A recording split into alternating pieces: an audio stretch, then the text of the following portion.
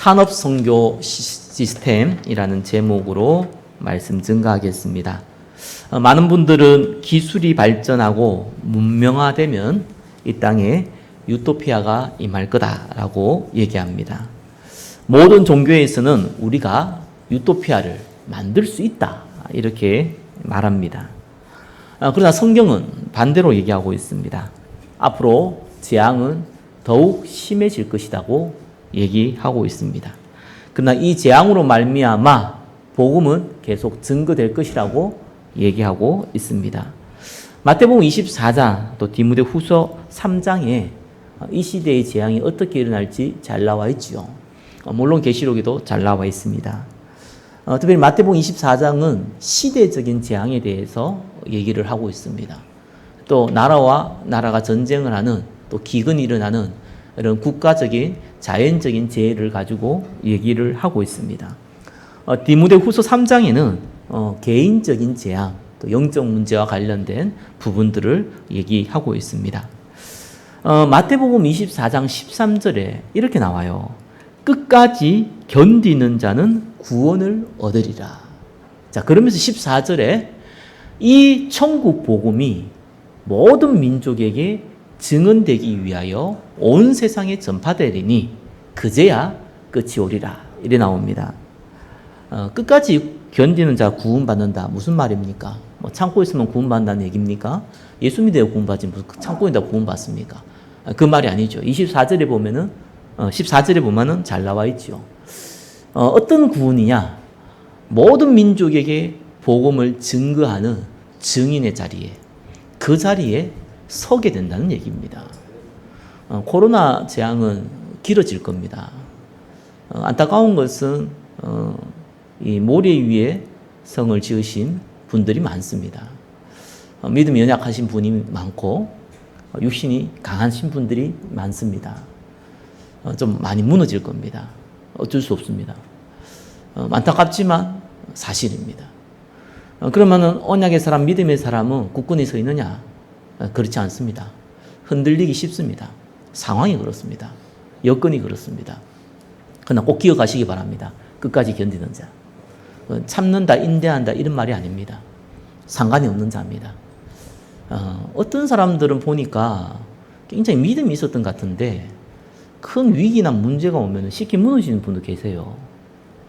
또 어떤 분들은 굉장히 믿음이 연약한 줄 알았는데 전혀 문제나 위기 앞에 흔들리지 않는 분들도 계십니다. 여하튼간 저와 여러분들이 이 재앙맞은 시대에 중요한 전도자의 위치에 서 있습니다. 막 복음 전하기 어려운 시대일 수도 있습니다. 어떻게 보면은 경제적으로나 사회 분위기적으로 위축되기 쉬운 시간표이기도 합니다. 그러니까 성경의 모든 인물들, 모든 믿음의 사람들은 재앙을 항상 겪었습니다. 일생에 한 번 내지 두 번은 꼭 겪습니다. 근데 있어야 되는 겁니다. 개인한테도 오고 시대적으로도 옵니다.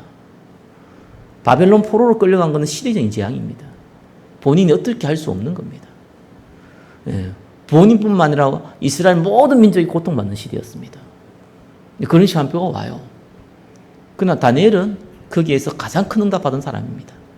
에스더는 거기에서 가장 큰 응답 받은 사람입니다. 에스라와 느헤미야는 그 시대에 가장 크게 응답 받은 사람입니다. 개인적인 재앙도 와요. 재앙이로 보이는 거죠. 구원받은 사람에게는 재앙 없습니다. 불신자에게 재앙은 말 그대로 재앙입니다. 위기는 재앙입니다. 그러나 구원받은 백성은 재앙으로 보이지만 축복의 시간표입니다. 좀 속된 표현으로 기회입니다. 날이면 날마다 오는 것이 아닙니다. 그 약장수 얘기한 거 아닙니다. 기회입니다. 요셉은 노예로 끌려갔습니다. 다윗은 죽음의 위기를 10몇 년 동안 사울왕에 쫓겼습니다. 모세는 40년 동안 미디안 생활을 했습니다. 위기입니다. 또 낙심하기 가장 좋은 환경입니다. 그러나 반드시 겪어야 됩니다. 저와 여러분이라고 예외가 아닙니다. 우리가 살아가면서 개인적으로 또 시대적으로 위기처럼 보이는 위기들이 있습니다. 재앙처럼 보이는 그런 것들이 있습니다. 그러나 기회입니다. 이 시간에 견디세요. 견딘다는 거 참고 막 억지로 참고 이런 게 아닙니다. 복음 안에 거하십시오. 재앙이 그치면은 다른 일이 벌어집니다. 그때 준비된 자와 준비되지 않는 자의 차이가 확 드러납니다. 마태복음 24장 14절의 응답을 받느냐, 과거의 상태는 머물러 있냐, 이 시간표가 위기의 시간표, 재앙의 시간표입니다. 아마 여기 있는 분들은 그 응답 다 받으실 겁니다. 너무 걱정하지 마세요. 보통 불신앙한 사람들은 문제가 온 것도 아니고 올 것 같아도 막 넘어지잖아요. 경제 위기가 온 게 아니라 경제 위기가 올 것 같으니까 막 넘어지고 그러잖아요. 언약 받은 백성은 아무것도 아닙니다, 그거. 사람들은 대부분 작은 것에 많이 흔들립니다. 오늘은 특별히 산업선교 시스템이라는 제목으로 말씀이 증거되어집니다. 산업선교가 뭡니까? 돈 많은 사람이, 예수 믿는 사람 중에 경제 사업 하시는 분들이 모여서 좀 돈을 좀 헌금을 많이 해서 교회도 살리고 전도 선교도 하자. 보통 이렇게 산업선교라는 단어를 그때 많이 사용합니다. 그러나 성경에서 산업선교는 그런 의미가 아닙니다. 구원받은 백성이 세상 경제가 아니라 빛의 경제를 가지고 전도 선교하자는 거예요. 그 마음을 가진 모든 구원받은 백성은 산업선교에 쓰임받고 있는 겁니다. 자, 오늘 중요한 언약의 말씀을 통하여서 단순하게 우리가 헌금해서 또 사업한 사람들이 돈을 모아서 세계 선교하자가 아니라 구원받은 백성이 하나님이 주신 빛의 경제의 비밀을 가지고 전도 선교의 큰 응답 누리는 시간표 되시기를, 또 그 시간이 되시기를 예수 그리스도 이름으로 축원합니다. 많은 분들은 돈을 어떻게 벌까? 이 고민 많습니다. 성경은 어떻게 벌까에 대해서 얘기를 하질 않아요. 어쩌면 관심도 없어요. 어떻게 사용할 것인가에 대해서 포커스를 맞춥니다. 아니, 있어야지 사용하죠. 없는데 어떻게 사용합니까? 성경은 그 얘기를 합니다. 창세기 15장에 하나님께서 아브라함을 찾아와가지고 너는 내가 너의 방패요. 또 내가 너의 상급이라고 그랬습니다. 근데 아브라함은 그때 하나님께서 나에게 무엇을 주시겠습니까? 이런 질문을 했습니다. 아들 안 줬기 때문에 저 종이 아들을 대신해서 내 뒤를 이을 겁니다. 짜증을 냈습니다. 원망을 했습니다. 하나님이 너의 방패고 너의 상급이라는 의미를 이해를 못한 겁니다. 왜 하나님께서 우리에게 어떻게 하면 많이 벌고 어떻게 하면 보이는 축복을 많이 받고 라는 얘기를 안 하겠습니까? 만물의 주인이신 분이 그리스도이기 때문에 그렇습니다. 그분이 우리와 함께하기 때문에 그렇습니다. 아들과 함께 모든 것을 주지 않겠느냐 약속을 했기 때문에 그렇습니다. 이미 보증된 겁니다. 그렇기 때문에 하나님은 어떻게 많이 부유하게 될까라는 부분을 얘기하지 않습니다. 하나님 본인이 모든 것이기 때문에 그렇습니다. 그분이 우리와 함께하기 때문에 그렇습니다. 그래서 어떻게 사용하느냐 거기를 포커스를 맞추고 있습니다. 자, 오늘은요 노아 얘기입니다. 이 노아 시대가 완전 흑암 경제에 빠졌어요. 그런데 노아는 빛의 경제의 응답을 누리고 있었어요. 무슨 노아 시대의 흑암 경제에 빠졌고 무슨 노아가 빛의 경제를 누렸습니까? 그냥 성경을 읽어보면 그렇게 이해되기가 어려워요. 그러나 그거는 산업선교, 빛의 경제, 흑암 경제 이 말을 이해 못해서 그렇습니다. 경제라는 것은 중립입니다. 돈이라는 건 토큰이잖아요. 내가 물건을 팔고 사는데 통로일 뿐이에요. 세상 경제는 다 중립이에요. 그게 뭐 흑암이 어디 있고 빛이 어디 있습니까? 그냥 돈은 돈이죠. 경제는 경제예요. 그거는 그냥 중립입니다. 자, 문제는 그걸 사용하는 자입니다. 무엇을 위해 사용하냐는 거예요. 거기에서 흑암 경제가 나오고 빛의 경제가 나오는 겁니다. 자, 그 의미를 오늘 붙잡으셔야 됩니다. 또 그 의미를 오늘 알고 있어야 됩니다. 사실 저게 그 3차 대전, 세계 3차 대전에 사실 하약고라고 불리는 곳이 중동이잖아요. 계속 중동에는 이 나라 문제 생기다 저 나라 문제가 계속 터집니다. 뭐 강대국의 개입도 많았죠. 여러 가지 정치적인 문제 있지요. 종교적인 문제 있지요. 뭐 최근에는 지금 아프가니스탄 아마 여러분들이 너무 잘 들었을 거고 뉴스 매체에서 많이 보고 있을 겁니다. 여러 가지 사람들이 해석을 하더라고요. 뭐 단순하게 많은 사람들이 알려진 거는 미군이 왜 철수를 하느냐, 미국이 왜 그 빠져나가느냐, 몇천조라는 돈을 부었음에도 불구하고 전혀 민주화되지 않고 부패했다. 그러니까 도저히 민주화가 되지 않는다. 의미 없다. 이렇게 나왔다. 이렇게 해석합니다. 또 정치적으로 조금 이렇게 깊이 해석하시는 분은 이 아프가니스탄이 중국하고 연결되어 있어요. 그 연결되어 있는 중국이 여러분 알다시피 위구르 그 자치구입니다. 그 위구르 자치구는 뭐 80% 이상이 무슬림입니다. 그럼 이 텔레반이라는 정권을 잡은 사람이 가만히 있겠냐는 거예요. 그러니까 중국이 인정하게 된다는 거예요. 그래서 뭐 강대국, 이 미국이 뭐 중국을 견제하기 위해서 정치적인 해석을 가지고 나왔다. 뭐 이렇게 얘기도 하기도 합니다. 언약 가진 사람들은 해석 잘해야 됩니다. 언약 가진 사람들은 그런 거 뭐 막건 틀린 거 상관없습니다. 왜냐하면 모든 세계사, 교회사는 하나님이 주인이시기 때문에 그렇습니다. 하나님 움직이세요. 그래서 어떻게 움직일까 우리가 사실 별 관심 없어요. 알 필요도 없어요. 알아도 뭐 해석도 다 세속적인 해석이기 때문에 해석할 필요도 없어요.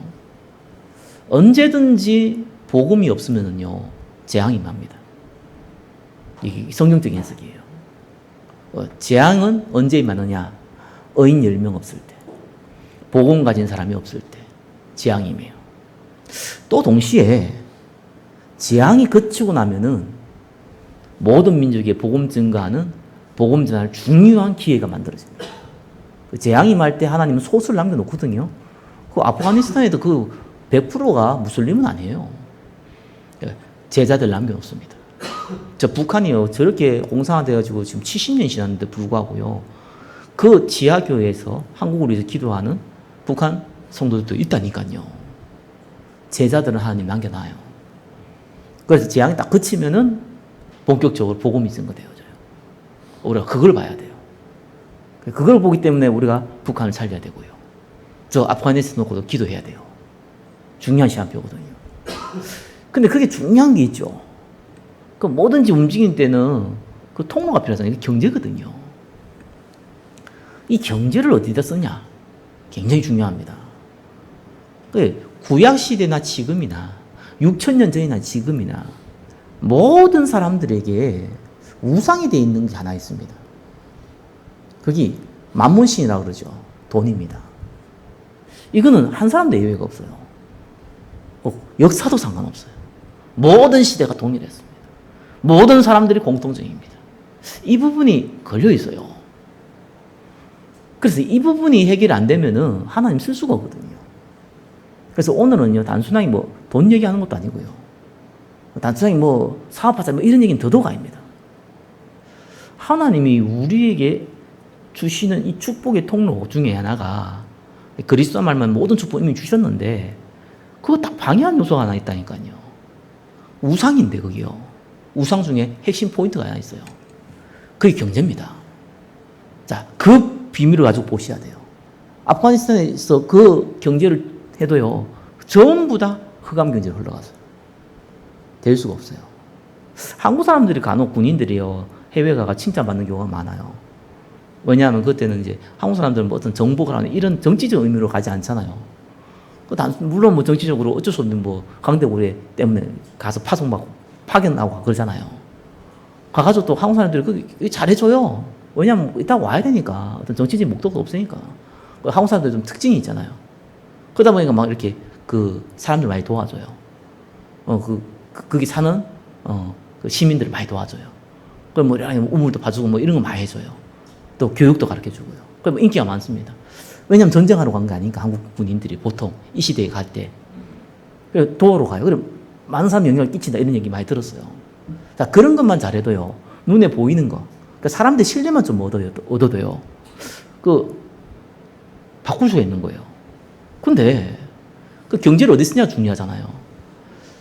사실은 강대국이 들어갈 때에 과거의 강대국이 2차 세계대전 그 전만 해도 들어갈 때에 전부 선교사를 끼고 들어왔습니다. 그러니까 선교사가 무슨 경제가 얼마나 있겠습니까? 그 후원하는 그 교회에서 무슨 경제가 얼마나 있었겠습니까? 그 어마어마한 흑강 세상 경제를 막 하고 지금 이끌 싸움하고 있는 그게 그냥 빛의 경제 조금 가지고 있는 가도 들어간 거예요. 선교사들이요. 그래가지고 뒤집은 겁니다. 그래가 세계복음화를 만든 거예요. 오늘 참 재앙이 심하다는 것이 그게 안 된 거예요. 그 비밀이 너무 약한 거예요. 바꿀 수가 없죠. 그럼 결국은 어디로 갑니까? 재앙으로 가는 거예요. 심각한 재앙으로 가는 거예요. 노아 시대가 어떤 시대였냐? 1번이죠. 완전 흑암 경제에 빠져버렸어요. 아니 세상 경제는 중립입니다. 그죠? 언약과 상관있는 경제가 하나도 없게 됐다는 그 말이에요. 그게. 어느 정도가 문제가 왔냐니까 언약 전달을 실패했어요. 성경은 뭐라고 나와 있냐니까 하나님의 아들들이 사람의 딸들과 결혼했다 이렇게 나옵니다. 무슨 하나님의 아들이고 사람의 딸이 있습니까? 딸은 다 사람의 딸이고 아들은 다 하나님의 아들입니까? 그 말이 아니잖아요. 언약 가진 사람이 언약 없는 사람과 결혼했다 이 말이에요. 그래서 그걸 막 비유해가 불신자와 결혼하지 말라 그러는데 맞는 말인데 엄밀히 얘기하면 그런 얘기가 아닙니다. 사람들이 청년들이 결혼할 때요 사람마다 다 다르잖아요. 보는 게 있잖아요. 인물을 볼 수도 있고 경제력을 볼 수도 있고 능력을 볼 수도 있고 이 사람의 비전을 볼 수도 있고 여러 가지를 보고 또 여러 가지 조건도 보고 또 성격이 맞을 수도 있고 이런 거 보잖아요. 그리고 전혀 안 보고 결혼합니까? 물론 그런 시대도 있었죠. 부모가 시키면 시키는 대로 하는 그런 시대도 있었잖아요. 그럼 우리나라도 얼마 전이었으니까. 그러니까 대부분 사람들 요즘은 그렇지 않습니다. 그죠? 그런 거 보고 결혼합니다. 그런데 뭐가 안 보이냐는 거니까 영적인 건 못 본다는 거예요. 그걸 못 보고 결혼한 시대가 돼버렸어요. 이미 자녀에게요 언약 전달이 실패된 거예요. 언약 전달이 실패한 건 지식 전달이 실패했다는 게 아니에요. 그게 마음에 안 담겼다는 거예요. 그래서 결혼할 때 그게 조건이 안 된다는 거예요. 심지어 조건 기껏 율법을 잡은 사람이 당신이 불신자지만 결혼하면 교회 다녀줄게 이런 식이에요. 그 정도로 언약 전달이 실패가 된 거예요. 자, 이러니까 어떤 일이 벌어지냐? 그 다음 세대가 이제 문제가 온 거예요. 다음 세대까지 언약 전달되다가 이게 언약 전달이 제대로 마음에 안 담기니까 그 다음 세대에 문제가 온 거예요. 어떤 문제가 왔습니까? 완전히 언약을 잃어버렸어요. 그래서 1번, 2번 보니까요, 육신이 되었더라. 하나님의 영이 거하지 못한 상태가 됐습니다. 하나님의 영이 언제 거합니까? 구원받은 사람에게 거하잖아요. 구약시대에 하나님의 영이 언제 거합니까? 언약 잡은 사람에게 거하잖아요. 하나님의 영이 거할 사람이 없는 거예요. 그 말은 다르게 표현하면은 언약 가진 사람이 아무도 없는 거예요. 무슨 언약? 창세기 3장 15절. 여자의 후손이 뱀의 머리를 상할 것이다. 메시아 언약. 아무도 안 잡고 있는 거예요. 관심도 없어. 거기에 어떻게 하나님의 영이 거합니까? 하나님의 영은요, 지금은 구원받은 사람인데, 이때 시대는 구원은, 지금처럼 예수 믿어서 온 게 아니라, 하나님이 보내시는 메시아를 믿음으로 오잖아요. 그걸 바라봄으로. 그 바라본 사람이 없는 거예요. 완전히 육신이 돼버린 겁니다. 육신이 됐다 하니까 방탕하고 타락하고 이런 얘기하는데 그 말이 아닙니다. 언약 가진 사람 아무도 없어요. 이런 일이 벌어집니다. 본격적으로 1번에서 3번 네피림 시대가 온 거예요. 네피림이라는 단어는 위에서 아래로 떨어졌다 이런 뜻인데 사단 귀신을 얘기하죠. 그걸 섬긴다. 우상 숭배한다 그 말입니다. 이거 조금 자극적인 표현으로 네피림을 섬긴다 이런 얘기를 합니다. 근데 이 단어는 불신자한테 쓰는 단어가 아닙니다. 구약시대의 우상 숭배의 단어는요 불신자한테 해당했던 단어가 아니었어요. 너희 아비 막인데 무슨 당연히 우상 숭배해야 되지. 아니 불신자한테요 무슨 제사 지내지 말라 거기에다 우상 숭배하지 말라 저거 무당집에 가지 말라 그런 말 하면 안 돼요. 그거는 너희 아비 막인데 그거는 도리가 아니죠. 당연히 해야 될 일이죠. 말도 안 되는 얘기고 그 단어를 쓸 때는요 우상이라는 단어를 쓸 때는 믿는 사람에게 얘기하는 거예요. 구원받은 사람이 아니라 오늘날 같으면 교회 다니는 사람에게. 이때 당시에 얘기하면은 그래도 부모 세대의 언약을 들었던 사람들에게 그걸 또 전달받은 사람에게 얘기합니다. 전달받았다고 해서 전달되는 게 아니잖아요. 지식 전달이 됐다고 해서 그게 믿는 게 아니잖아요. 그 사람에게 해당 얘기예요. 쉽게 말해가지고 하나님 아들들이라고 얘기하는 그 사람들을 통해서 언약을 전달받은 사람들이 그 언약은 다 잃어버렸고 우상을 따라가는 거예요. 돈을 따라가는 거예요. 야망을 따라 달려가는 거예요. 욕심을 따라 달려가는 거예요. 요한일서 2장 16절 육신의 정욕, 안목의 정욕, 이생의 자랑 따라 달려가는 거예요. 나머지 다 참조예요. 하나님 말씀 참조, 기도 뭐 참조, 전도 선교 뭐 별로 나 상관없어. 뭐 돈 많이 벌면 헌금 좀 할게 이거예요. 이 정도 수준으로 가버렸어요. 자, 이런 시대가 온 겁니다. 그 시대적으로 한 국가에, 한 나라에, 한 개인에 재앙이 올 때 이때 옵니다. 이때요. 언약을 잃어버릴 때 옵니다. 그래서 참 어쩌면 개인적으로 영적 문제 오신 분들은 참 축복이에요. 교회 다닌 사람 중에서, 언약 가진 교회 안에 있는 사람들 중에서, 그 안에 부름받은 사람 중에서 영적 문제 가진 사람은 참 축복입니다. 아마 여러분들이 그 가운데 있었기 때문에 언약 붙잡았을 겁니다. 왜 그렇습니까? 안 그러면 복음을 못 붙잡아요. 아니, 머리 조금만 좋아도요, 뭐, 1시간이면요, 복음 이해하기가 쉬운데, 그거를 뭐 모르겠습니까? 못 들어서 모르는 건, 뭐, 그러다 치다도 들으면 금방 알 수 있는 얘기인데, 그걸 마음에 담을 수가 없는 거예요. 딴 거 가득 차 있는데, 다른 데 마음이 가득한데, 그게 뭐 중요하냐고요. 근데 개인에게 재앙이 이제 영적 문제 와버리면은, 모든 게 필요 없어지는 거예요. 돈도 능력도 아무것도 필요 없는 거, 성공도 뭐 부모도 자녀도 자식도 필요 없어요. 본인이 죽게 생겼는데 죽으면 괜찮은데 죽을 만큼 괴롭거든요. 어떤 목사님 그러더라고요. 너무 힘들어 하니 나 데려가 달라고 그러더라고요. 그래서 기도를 한참 하니까요. 하나님 데려가지는 않고 데려갈 만큼 아프게 만들더라고요. 그래서 내가 그런 기도 두 번 다시 한다 뭐 이렇게 농담하시던데 네. 이런 상황에 뭐 죽으면 상관없는데 죽을 만큼 아픈 거예요. 그게 지속되는 겁니다. 그래서 복음 아니면 안 된다라고 답을 얻은 거예요. 그게 저와 여러분이잖아요. 얼마나 감사합니까? 언약이 하는 글이 시작되는 겁니다. 진짜 언약이 어릴 때부터 뿌리 내는 사람도요, 한 그 과정을 거치게 만들어요. 요새껏 다 해보세요. 그 과정 거치잖아요. 그건 좀 다른 과정이죠. 그죠? 큰 그릇을 만드는 과정인데 위기를 거치잖아요. 한 사람도 예외가 없습니다. 다 거치게 되어 있습니다. 근데 이 언약이 그나마 전달하는 사람이 그 응답을 누리지. 이건 전혀 이제는 마음에 안 담고 아무도 없고 뭐 전달하는 사람도 없고. 그래서 그들이 쓰는 모든 경제는 육신의 정욕, 안목의 정욕, 이생의 자랑, 흑암 경제가 돼버린 거예요. 자, 2번 보겠습니다. 예외적인 한 사람이 있었어요. 그 사람이 누굽니까? 노아.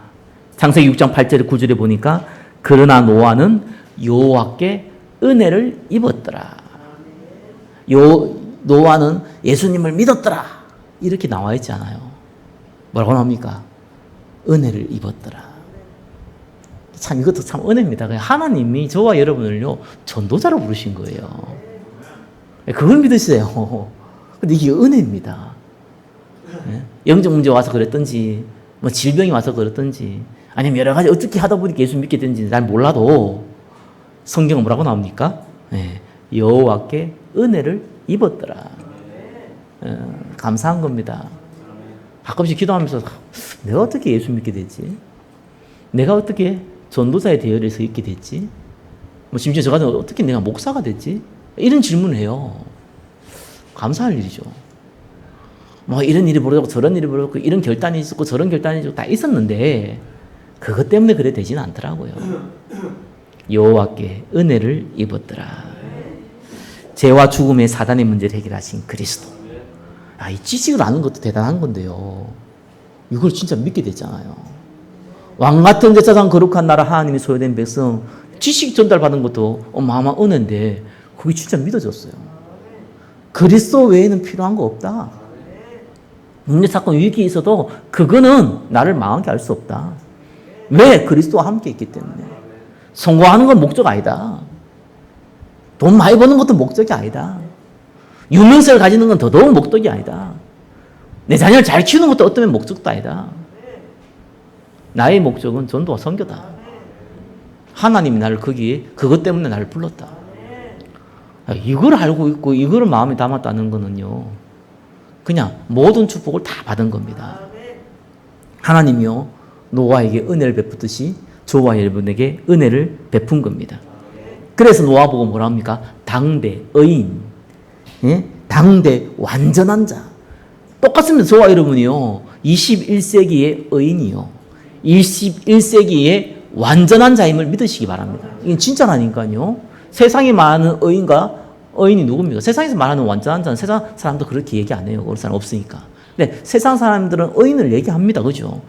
뭐 가난한 사람을 위해서, 뭐 어려운 사람을 위해서 자기를 희생한 사람 보고 보통 의인이라고 얘기합니다. 성경에서 의인은 그 의인이 아닙니다. 모든 사람은 죄를 범했는데 의인이 어디 있습니까? 의인은 없나니 하나도 없다고 성경에 이미 나와 있잖아요. 어디 있습니까? 로마서 8장 2절에 보니까, 예, 그리스도 안에 있는 자는 결코 정죄함이 없나니. 그리스도께서 우리를 죄를 끝내신 거예요. 우리 운명을 잡고 있는 사단의 권세를 끝내신 거예요. 언제 어느 곳에 어떤 상황이든지 그리스도 이름을 부를 때 하나님과 직통하도록 만들어 놓으신 거예요. 그래서 우리 보고 의인이라고 한 겁니다. 그래서 노아가 의인인 거예요. 난 신명기 33장 29절 보면요, 그때 상황을 생각하면 참 신기해요. 모세가 뭐라 그랬냐니까, 이스라엘 사람 보고 광야 40년 동안 돌아다니고 이제 가나안 이제 들어가기 전이죠. 그때 뭐라고 했냐니까, 이스라엘이여 너희는 행복한 자로다, 이렇게 얘기했어요. 아무 생각이 없어요. 여러분 40년을 광야 생활을 했습니다. 호텔 생활을 한 게 아니라니까요. 무슨 캠핑카 데리고 가지고 여행한 게 아니라니까요. 쉽게 말하고 잠자리가 매일 바뀌어요. 잠자리가 없어요. 잠자리가.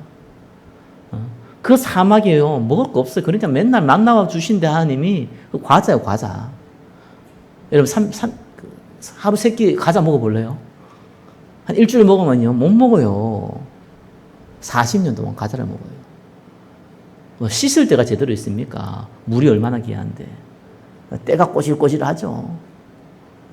저와 여러분들 목욕탕 가서 등 못 밀어요. 이런 시대에. 그냥 때가 더덕더덕 붙어 있어요. 이를 제대로 닦겠습니까? 이는 누래 있어요. 얘기하면 입에서 냄새 시실 나요. 머리라도 제대로 깎았겠습니까? 머리는 산발로 돼 있었고요. 남자들은 뭐 했겠습니까? 시험만 제대로 뭐 깎았겠습니까? 머리 시험 길어갖고 막 이런 사람, 그것도 관리하니까 멋있어 보이지. 뭐가 멋있겠습니까? 머리 이나 두둑 하고요. 뭐. 비듬이나 두둑 하고요. 뭐. 그래갖고요, 하루 이틀도 아니고 40년을 보냈어요. 하나는 잘했죠. 아침 먹고 예배, 점심 먹고 예배, 저녁 먹고 예배, 잠자기 전에 예배, 일어나서 예배. 그거 하나 기똥차게 했어요. 그거 만든 겁니다. 그게 완전히 각인불이 제일됐어요. 그래서 모세가 뭐라고 했습니까? 너희는 행복한 자로다. 우리가 불행한 자입니까? 조금 내가 가진 게 없어서 불행합니까? 내가 좀 다른 사람보다 건강하지 못해서 불행합니까? 내 자녀가 아들이 내 딸이 내 형제가 좀 안 돼가지고 불행합니까? 성경은요, 너희만큼 행복한 자 없다고 그랬습니다. 그리스도와 함께 모든 걸 줬는데 나머지 주지 않겠냐고 했습니다.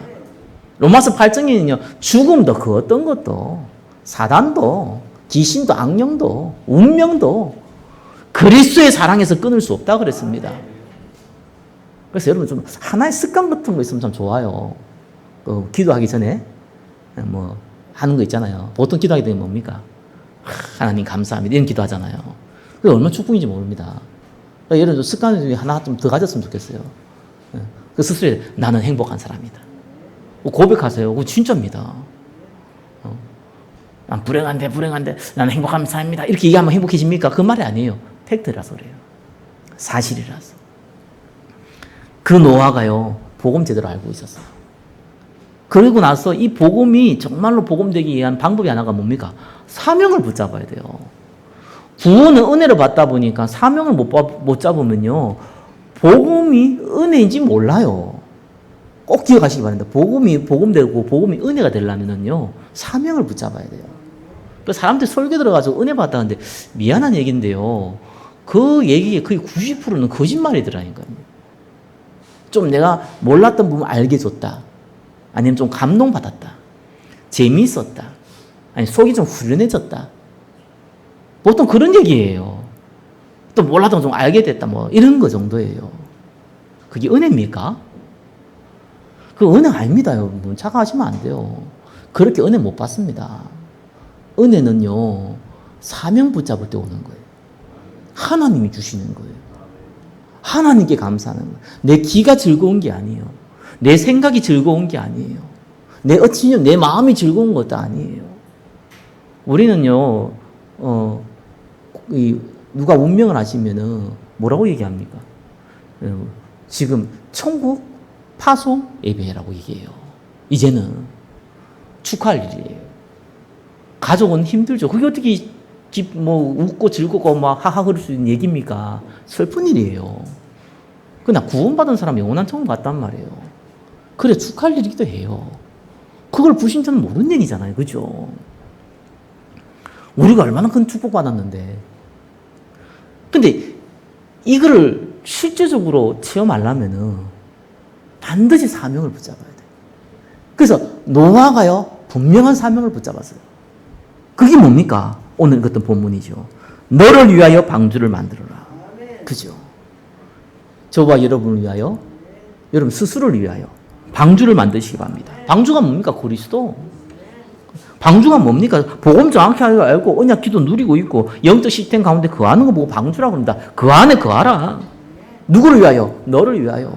또 누구를 위하여? 예? 18절에 뭡니까? 예. 너의 후대, 너의 가정을 이끌고 너의 후대를 위하여. 또 누구를 위하여? 모든 생명을 위하여. 20절에 그 생명을 보존하게 하라. 우리가 잡은 사명은 전도 선교입니다. 그거 외에 없습니다. 하나님 계획이 뭡니까? 그런 거 묻지 마세요. 묻지 마세요. 묻지 마세요. 정말. 전도 선교 외에는 없습니다. 막 이런 고통이 왔는데 막 이런 문제가 왔는데 하나님 계획이 뭡니까? 몰라도 돼요. 말씀 흐름 따라가고 있으면은 하나님은 전도 선교 위해서 모든 걸 합력해 선을 이루겠다. 이것만 믿고 있어도 그 증거 드러나요. 그러면 됐죠. 과정을 우리가 어떻게 모든 걸요 알 수 있고 이해할 수 있습니까? 몰라요. 어떤 면에서는. 근데 한 가지 붙잡고 있으면 됩니다. 우리는 안 망해요. 하나님 자녀. 우리는 반드시 그거 정인되게 돼 있어요. 전도 선교. 그죠? 그래서 그게 꼭 필요한 것이 문제 사건이고 위기고 갈등입니다. 그래서 기다리면 되는 거예요. 뭐 하면서? 복음 누리면서. 그럼 응답 와요. 성령님도 어떻게 받습니까? 우리가 말씀인도 만나는 게 사람들 착각 많아요. 말씀인도 어떻게 받습니까? 어디 문제가 벌어졌는데 오늘 강단 말씀에 인내하고 기다리라 그랬다. 그래, 인내하고 기다리면 하니 응답 올 거다. 그래서 인내하고 기다리는데 자기 원하는 응답이 안 왔어요? 기도해봤자 안 되네. 이렇게 어떤 인내하고 기다리는데 자기가 원하는 응답이 왔어요. 와, 응답 왔네. 혹시 말씀 붙잡으면 된대. 이런 기신적인 뭡니까? 무당들이 얘기해주는 식으로 붙잡는다니까요. 그 말 아닙니다. 요한복음 14장 26절. 생각나게 해가지고 깨닫게 하시리라. 저와 여러분이 복음 알고 있고, 전도 선교하는 전도자라는 거 알고 있고 그 흐름을 쭉 타고 있으면요 어느 날 문제가 벌어지는데 그때에 생각나게 하세요. 안 망해. 절대로 안 망해요. 생각나 깨닫게 했어요. 기회라. 전도 선교할 수 있는 기회라. 어렵지만 기회라. 하나님 말씀 안 변하니까. 그게 생각나고 깨닫게 하는 겁니다. 그때에 언약 잡고 하나님 앞에 진실된 기도를 할 수 있는 거예요. 망해도 괜찮습니다. 실패해도 괜찮습니다. 무너져도 괜찮습니다. 하나님 이걸 통해서 하나님 영광 가리지 않게 해주십시오. 혹 가능하다면 전도 선교의 문을 열어주십시오. 혹 가능하다면 부끄럼 당하지 않고 많은 사람들에게 하나님 살아계신 응답을 주십시오. 그 고백하면 돼요.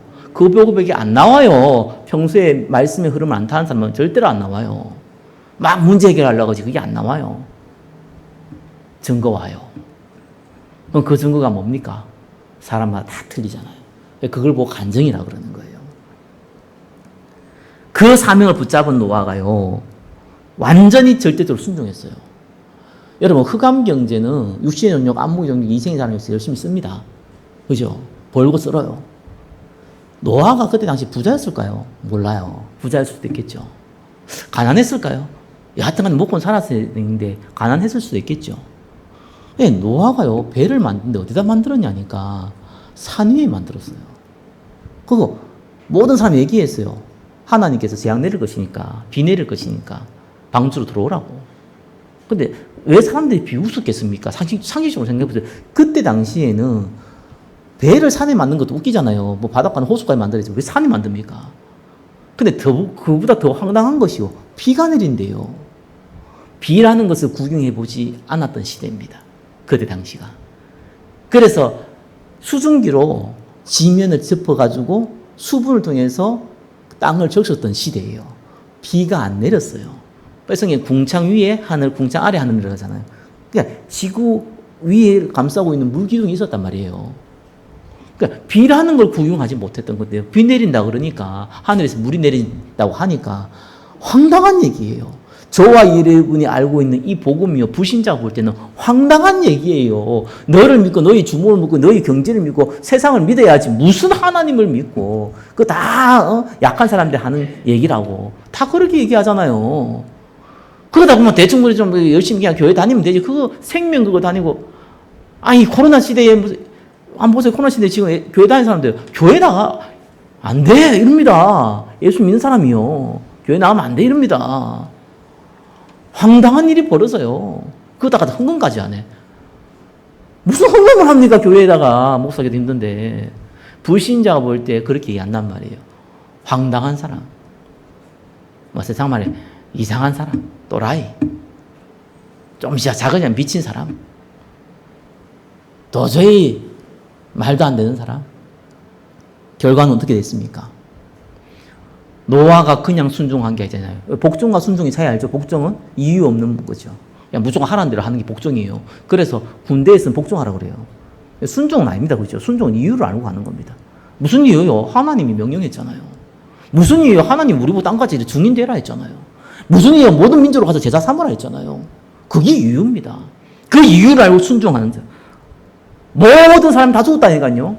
살 기회를 줬는데도, 방주 안에 들어올 기회를 줬는데도 싹 다 쓰러졌어요. 노아와 노아 가족만 살았습니다. 그럼 그 배를 만들 때 썼던 모든 경제와 먹고 사는 그 모든 것들요. 어쩌면 굉장히 푼돈일 수도 있겠죠. 그게 빛의 경제입니다. 전도 선교 위해 썼다니까요. 여러분 먹고 사는 것도요. 빛의 경제예요. 그래서 죽으나 사나 먹으나 잠을 자나 마시나 주를 위해 살아 그러잖아요. 구원받은 백성은요, 먹고 마시고 놀러 가는 것도요, 빛의 경제예요. 구원받지 않고 언약 놓친 사람은요, 교회 헌금을 해도 그거는 빛의 경제가 안 된다니까요. 우리는 주나 사나 주를 위한 거예요. 전도 선교를 위한 거예요. 그 빛의 경제예요. 그래서 교회에서 11조하고 뭐 이런 헌금은요, 이 눈에 보이는 시스템을 유지해야 되고, 본격적으로 전도 선교하기 위해서 하는 눈에 보이는 헌금이에요. 그 빛의 경제거든요. 그러나 빛의 경제의 응답은요. 구원받은 사람이 전도 선교 위해 쓰는 모든 걸 빛의 경제라고 합니다. 그걸 보고 산업 선교를 해요. 자, 그러면서요. 3번 보겠습니다. 우리는 그냥 응답 받는 게 아닙니다. 산업 선교 시스템을 만들고 그 응답 누려야 돼요. 왜? 돈을 많이 번다. 뭐 중요하죠. 감사한 일이겠죠. 별 상관없어요. 별 의미 없어요. 어떤 사람에서. 그게 중요하지 않아요. 하나님 한 번에 무너뜨리면 단번에 무너뜨리는 거예요. 어떤 면에서 하나님 응답 주면 단번에 주는 거예요. 달란트 얘기 많이 하는데 그거는 어린아이들한테 얘기하는 거고요. 어느 정도 한 20대 후반 30대 되면은요. 달란트 얘기하면 안 돼요. 먹고 사나 어느 정도 다 뭐 큰 응답을 저기 받든지 심지어는 못 보든지 간에 나름대로요. 경제를 없으면 죽거든요. 다 통로가 있어요. 크든 작든지 간에 이제는요. 응답을 거기서 받아야 돼요. 새로운 걸 해서 받는 게 아니라 거기에서 받아야 돼요. 그래서 하나님이 축복하면 어떤 일이 벌어질지 몰라요. 하나님이 재앙을 내면 어떤 일이 벌어질지 몰라요. 파키스탄이 뭐 어마어마하게 돈을 모아놨다. 뭔 소용이 있습니까? 나라 뒤집으니까 아무 의미 없어서요. 생명만 위협당해요. 재앙 한 번 더 다치면요. 못 막아요. 저와 여러분들은 인생을요. 빛을 위해서 사는 겁니다. 빛을 비추기 위한 인생입니다. 여러분의 경제뿐만 아니라 여러분 인생이에요. 그 첫 번째 혜택이 뭡니까? 반드시 복음과 강단의 흐름을 따라가라. 이 흐름을 못 따라가면 영적 상태가 무너져서 안 돼요. 그러면 빛의 경제가 안 되고 산업 선교가 안 돼요. 아무리 많이 헌금해도 이건 빛의 경제도 안 되고 산업 선교도 안 돼요. 물론 교회는 그걸 잘 활용하시겠지만 개인은 안 돼요. 왜 그렇습니까? 예. 말씀을 놓치면은, 언약을 놓치면은 결국은 네피림이 돼요. 다시 한번 얘기합니다. 네피림은 불신자한테 쓰는 단어가 아닙니다. 예. 복음을 들은 사람한테 쓰는 얘기입니다. 네피림이 된다니 우상숭배를 하게 된다니까요. 그래서 이 안에 거하시기를 또 거하셨기 때문에 하나님께 감사하고 이 안에 지속적으로 거하도록 독려하고 또 그 안에 거하시기를 예수 그리스도님 축원합니다. 복음과 강단의 여러 믿음은 들음에서 나고 들음은 그리스도의 말씀이라. 그 안에 거하시면 돼요. 그러면서요, 저와 여러분 헌금을 해보시면 알 겁니다. 그 의미 있는 헌금이 돼야 돼요. 그 의미가 없는 헌금 아닙니다. 그래서 저는 헌금할 때 저 위에 적어놨을 거예요. 의미가 있는 헌금이에요. 의미 없는 헌금이 아닙니다. 초대교회 때 가뭄이 왔습니다. 모든 사람 경제에 희덕이었어요. 최초의 예루살렘 교회가요, 경제 때문에 휘청거렸어요. 그런데 흩어져 가지고 세웠던 소수의 교회, 안디옥 교회, 그가요 헌금을 모아가지고 예루살렘 교회에 드렸어요. 다 가뭄하고 어려운데 안디옥 교회는 넉넉했어요. 하나님이 어떻게 응답을 주는지를 경험해야 됩니다. 그래서 세 가지 꼭 기억하세요. 마태복음 6장 33절. 먼저 그 나라와 그 의를 구하라. 그리하면 나머지 다 하시리라. 예. 그럼 모든 내 인생, 경제까지요. 먼저 그 나라와 그 의를 구하는 데 쓰세요. 그럼 사람 사귀고 싶습니까? 돈 쓰세요. 왜 사람을 사귀는 돈을 안 씁니까? 세상에서. 예. 여러분 아끼면 안 돼요. 가소비 하는 얘기가 아닙니다. 진짜 전도 선교하기 위해서는 사람 사귀어야 돼요. 돈 쓰세요. 전 직장 다닐 때요, 뭘 썼냐? 커피 사줬어요. 커피 자판기 커피 말고 자판기 커피는 더 없던데. 그때 당시 스타벅스 사줬어요. 직장인들요, 얼마 못 받잖아요. 그거 뭐 스타벅스 한번 가면 그때 당시에는 3,000원씩 했는데 4,000원씩 했는데 그거 돈 주고 잘 안 사 먹어요. 뭐 친구끼리 친한 사람이 가서 가지. 그걸 사주면은요, 어떻게 보면 그거 얼마 안 되거든요. 그거 얼마 안 된다니까. 받는 사람은 달라요. 그것만 해도 인기 얻어요. 인기 얻는 건 목적이 아니잖아요. 네, 너무 여러분 전도 선교하는데 자기 걸 투자하지 않으면은 전도 선교 못 합니다. 그리고 어떤 면에서는 전도 선교에 자기 투자하는 게 당연한 겁니다. 뇌물을 쓰라는 게 아니잖아요, 이거는요. 그래서 먼저 그 나라와 그 의를 구하라. 전도 때문에. 나머지를 더해주는데 어떻게 더해주는가? 빌립보서 4장 19절. 필요에 따라서. 저와 여러분이 아무리 많이 가졌든 적게 가졌든 많이 가진 사람들은 그걸 또 써야 되고 유지해야 될 게 많이 필요해요. 적게 가진 사람 또 없어서 힘들어요. 그죠? 근데 거기에 전도와 선교를 위해 쓰면 모질하게 돼 있어요. 아무리 많이 가는 사람도, 아무리 적게 가는 사람도 무조건 모질하게 돼 있어요. 그죠? 그 경험을 해야 돼요. 그걸 안 하려고 그런단 말이에요. 다 챙겨놓고 뭐 움직이려고 그러나. 그러니까 그 수준으로 딱 가는 겁니다. 사람마다 다 그릇이 다르잖아요. 그 그릇을 못 뛰어넘는다니까요. 손해를 보면은 뛰어넘게 돼요. 무조건 부족하게 돼 있어요. 이 원리들 안 가면은 응답 못 받아요. 빛의 경제. 상승이 응답 못 받는다니까. 저는 가난한 걸 원치 않습니다. 아니 가난할 수도 있고요. 이렇게 적게 가질 수 있어요. 근데 그게 중요한 게 아니에요. 계속 그 가운데 머무는 거는요, 재앙입니다. 하나님은 우리를 축복에 빛을 전달하는 전도자를 불렀지 어둠 속에 있는 자를 부른 게 아니에요.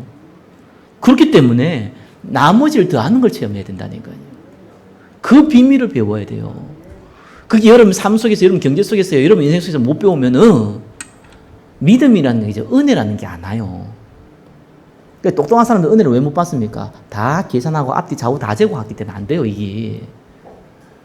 그러니까 일이 됩니까? 하나님 역사할 틈이 없다 그러잖아요, 그러니까. 앞뒤 좌우 다 재고요. 1한, 2한, 3한 다 만들어 놓고, 그럼 움직이는데 무슨 그 하나님 역사할 일이 있습니까? 1한 안 되면 2한 하고 2한 하면 3한 할 건데. 그럼 완전 심각하게 문제 틀어져야지 뭐, 그 다음 좀 깨닫고 그러죠. 필요에 따라서 채우시는 하나님. 그 체험을 해야 돼요. 이게 쌓이면은 뭐가 옵니까? 시편 81편 10절. 내 입을 크게 벌리라. 내가 채우리라. 순서대로 응답받아야 돼요. 먼저 그 나라와 그 의. 필요에 따라서 주시는 나머지. 그 다음에 그릇에 따라서 주시는 응답. 이렇게 딱 받아야 돼요. 그럼 많이 가졌든 적게 가졌든 내가 능력이 많든 적게 가졌든 간에요. 복음 위에 쓸 수 있어요. 그게 하나님의 방법입니다. 세 번째요. 3번에 3번이죠. 자, 이렇게 응답을 누리면 그때부터는 산업선교를 할 수 있어요. 산업선교라는 것은 빛의 경제를 가지고 있는 사람. 그죠? 거기 100원이 됐든 1000원이 됐든지 그것을 힘을 모아서 전략적으로 전도 선교하자는 거예요. 그게 산업선교입니다. 그래서 비밀교사대 얘기한 거예요. 비밀교사대가 뭡니까? 바로 이 전도자들을 도와라. 뒤에서 도와라. 그렇죠? 많은 미자리 교회 도와라. 그게 비밀교사대예요. 그래서 렘넌트 미니스트리 얘기합니다. 그게 무슨 말입니까? 후대들에게 투자하라. 후대들이 투자하라. 그리고 홀리 메이슨을 얘기한 겁니다. 그러니까 대표적인 성전을 만들어라. 전도 선교하는 성전을 만들어라. 그게 이제 나오는 거예요, 작품으로. 그 전에 응답 받아야 될 거. 먼저 그 나라와 그 의. 필요에 따라 더해주는 나머지. 그릇에 따라주는 하나님의 빛의 경제. 세 가지를 응답 받으시기 바랍니다. 마태복음 6장 33절, 빌립보 4장 19절, 시편 81편 10절. 저의 얘기가 아니라 하나님의 약속입니다. 없어도 상관없습니다. 우리는 구원받고 안 망합니다. 그래도 우리는 전도성에 쓰임받았습니다.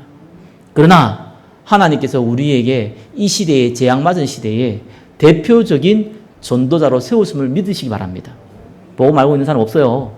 전도성교가 목적이라는 거 알고 있는 사람 미안하지만 없어요. 그걸 마음에 담는 사람 더더욱 없어요. 저와 여러분이 그 가운데 있다면 나이 상관없어요. 능력 상관없어요. 위치 상관없어요. 정말 상관없어요. 믿으세요. 이거 믿으면 되는 거예요. 돈 안 들어요. 믿으면 돼요. 믿으면은 하나님의 영광을 보게 되어 있습니다. 기도하겠습니다. 하나님 감사합니다. 산업선교 시스템의 응답을 누리게 하여 주시옵소서.